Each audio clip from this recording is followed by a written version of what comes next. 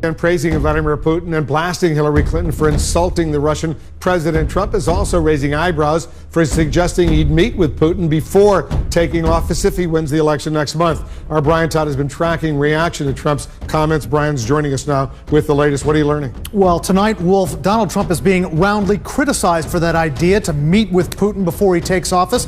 The Clinton campaign dismissing Trump as a cheerleader for Putin. President Obama has weighed in, but Trump is holding firm tonight, saying he can fix a relationship with Russia that's been broken by Clinton and Obama. Donald Trump pushing hard on one of his most controversial ideas, his embrace of Vladimir Putin. Trump tells radio host Michael Savage Hillary Clinton shouldn't be talking so tough about Russia, and says if he's elected, he'd do something never seen before. I think I could see myself meeting with Putin and meeting with Russia prior to the start of the administration. It's a slap in the face to Obama, to Hillary, and of course, frankly, to many Republicans. I mean, it's long been a part of the Republican platform to be so skeptical of Russia. In a statement today, Hillary Clinton's campaign said she would stand up to the Russian president and, quote, not coddle him. The Obama administration directly blames Russia for the hacking of the Democratic Party, and Trump's been blasted for encouraging it. Frankly, I hate to say it, our country is going to hell, and we're not going to let it happen. Ladies and gentlemen, 2016 will be as bad as the Great Depression. But we have to put our money where our mouths are. And we can only realize the promise of this institution's founding, to replace the ravages of war with cooperation, if powerful nations, like my own, accept constraints.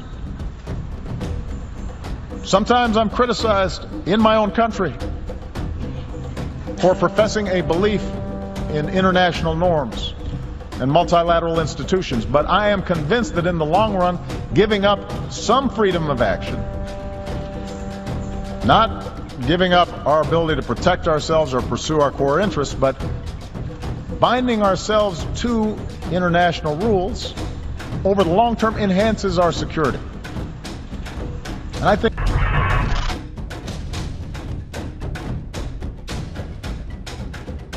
according to the report, 64% of US citizens back Trump's call to work with Russia on different global problems. The Republican candidate for the US presidential election expects to have a very good relations with Russia, and especially with President Vladimir Putin if elected.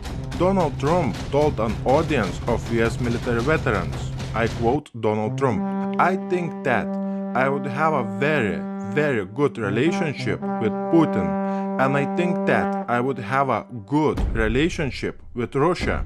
Involved with Putin, for I have nothing to do with Putin. I've never spoken to him. I don't know anything about him other than he will respect me. I don't think Putin has any respect whatsoever for Clinton. I think he does respect me. And I hope I get along great with him. It's possible that we won't, Jeremy. I hope that we get along great with Putin, because it would be great to have Russia with a good relationship. Right now, we don't have a good relationship. Putin has said things over the last year that are really bad things, okay? He mentioned the N-word one time. I was shocked to hear him mention the N-word. You know what the N-word is, right? He mentioned it. I was shocked. He has a total lack of respect for President Obama. Number one, he doesn't like him, and number two, he doesn't respect him. I think he's going to respect your president if I'm elected, and I hope he likes me. Russia, if you're listening, I hope you're able to find the 30,000 emails that are missing. I think you will probably be rewarded mightily by our press.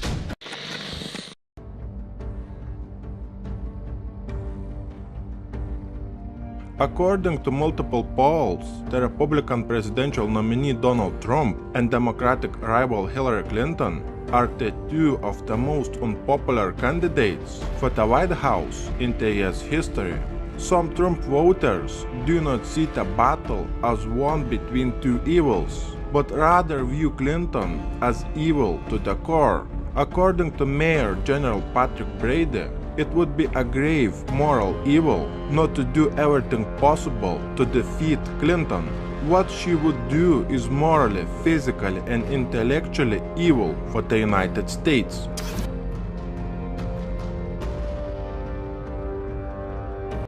The US colonial empire is finished.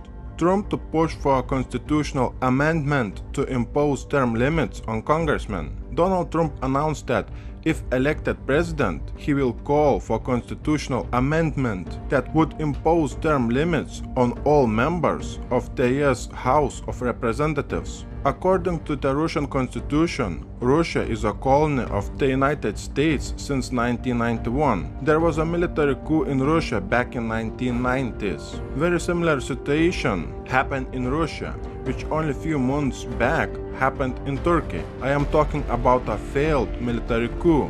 When Soviet Union collapsed, countries like Lithuania, Latvia, Estonia, Poland and others were taken away from Russia illegally. And then NATO troops were stationed in those countries. Russia during WW2 has paid the price of 25 million lives for those countries. Why I am sharing this particular information with you? Because this is going to be the last fight between the Russian elite and the elite of the United States. During the Russian election on 18th of September, Putin's backed political party won the election in Russia. All the illegal actions that were implemented in 1990s will be void. They will stop working. That means NATO will have to move out from the Baltic states, Poland, Romania, Moldova and other countries. There is a section regarding this matter in the NATO documents. Many laws in Russia will stop working because those laws were passed illegally back in 1990s. Immediately after that, more than $1 billion of the US dollars will stop going daily to the US budget from Russia. This is not new for people who know the history. This has happened in China before, when NATO had to move out when China was able to take over the control over its constitution. The same thing is about to happen in Russia. And this is the main reason for everything in today's world. Because there are many people who do not know this information. Breaking News TV will keep you updated with the real news, where it's becoming increasingly hard to find it on YouTube. You can find all our best videos on Breaking News TV YouTube channel.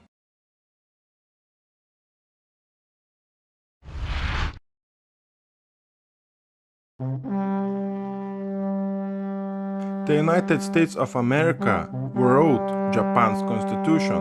The US Vice President Joe Biden made a remark on Donald Trump, but ended up in deep water with Japan, saying that the US wrote Japan's constitution. Japan's foreign ministry refused to comment on Biden's remark, but referred to Prime Minister Shinzo Abe's statement of March 2015, in which Shinzo Abe said that the Constitution of Japan had been written by occupying forces over a short period of time. Japan's constitution was adopted in 1947 and was indeed compiled under the US occupation that started after WW2. The goal of the 80% of the world is to destroy the US dollar, which will lead to the constitutional changes in many countries around the world. To stop that, the US elite has to destroy Russia. There is no other method to keep the United States' global dominance.